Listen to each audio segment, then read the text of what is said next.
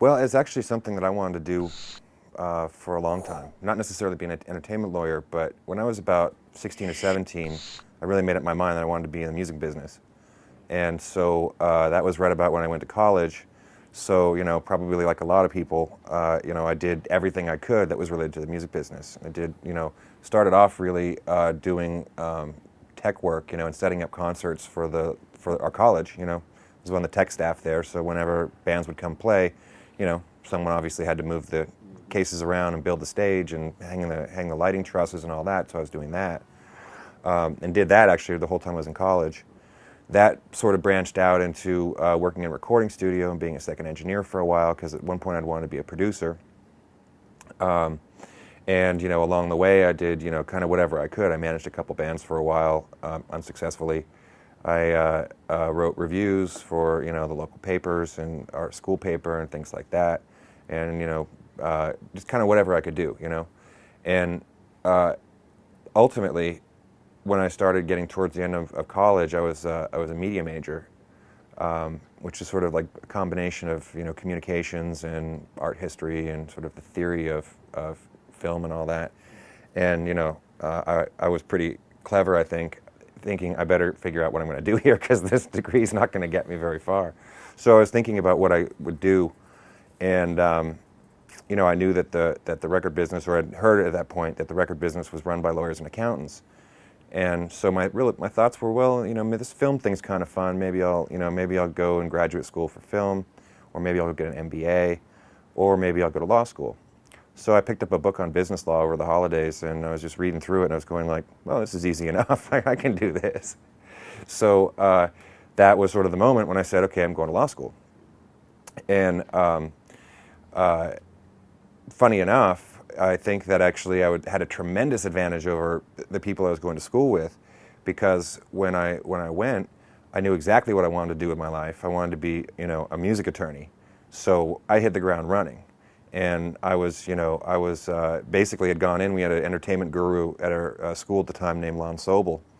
And, first day of class, I was in there in his office saying, I want to be a music attorney. How does that work? And he said, well, you really shouldn't, you shouldn't think about that right now. You might change your mind. I said, no, I'm not going to change my mind. He goes, well, basically you go through the normal law school thing for a while, deal with your first year. It's a difficult year of adjustment. Then over the summer, get an internship, like a normal internship in a real firm, not even an entertainment-oriented one. And then, come back, do your second year, and for your second summer, work in a entertainment firm or record company or publishing company, whatever it was.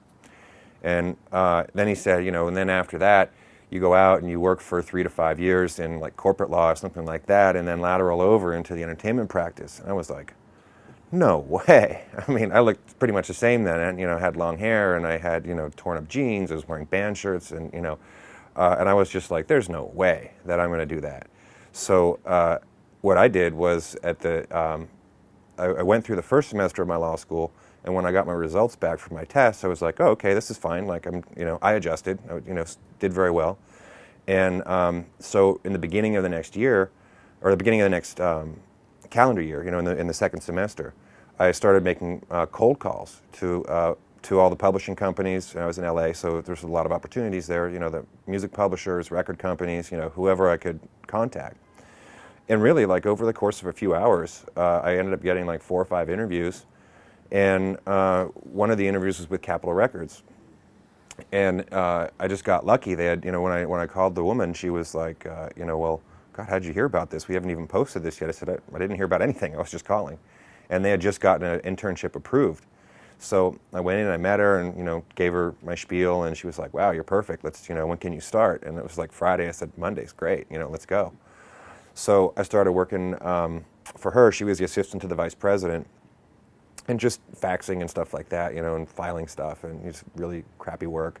And after a month or so, I went into her boss, who was the vice president of the business affairs, and I said, Bob, I think you can get more out of me here. I can do more than faxing. Why don't you give me a shot?